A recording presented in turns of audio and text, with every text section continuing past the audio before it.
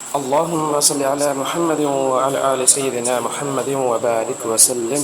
حضرت مقداد بن اسود رضی اللہ تعالی عنہ سے روایت ہے کہ میں نے رسول اللہ صلی اللہ علیہ وسلم سے خود سنا،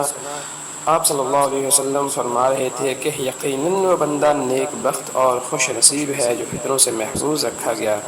وہ بندہ نیک بخت اور خوش نصیب ہے جو فتنوں سے دور رکھا گیا، وہ بندہ نیک بخت اور خوش نصیب ہے جو فتنوں سے الگ رکھا گیا، اور جو بندہ مبتلا ہو گیا اور وہ صابر اور ثابت قدم رہا تو اس کا کیا کہنا، اس کو شاباش اور مبارکباد۔ سنن ابی داؤد کی یہ حدیث ہے۔ تفصیل میں ہے کہ رسول اللہ صلی اللہ علیہ وسلم کا طریقہ تھا کہ کسی بات کی اہمیت اور سامعین اور مخاطبین کے ذہن نشین فرمانا چاہتے تو اس کو مقرر سا قرر ارشاد فرماتے۔ اس حدیث میں آپ صلی اللہ علیہ وسلم نے 3 مرتبہ یہ جملہ ارشاد فرمایا، ان السعیدین لمن جنب الفتن، وہ بندہ خوش نصیب ہے جو فتنوں سے دور اور الگ رکھا جائے۔ یہ بات آپ صلی اللہ علیہ وسلم نے بار بار غالباً اس لیے ارشاد فرمائی کہ کسی بندہ کا فتنوں سے محفوظ رہنا فی الحقیقت اللہ تعالیٰ کی بہت بڑی نعمت ہے، لیکن یہ نعمت چونکہ نظر نہیں آتی اس لیے بہت سے بندوں کو اس کا احساس اور شعور بھی نہیں ہوتا، اس وجہ سے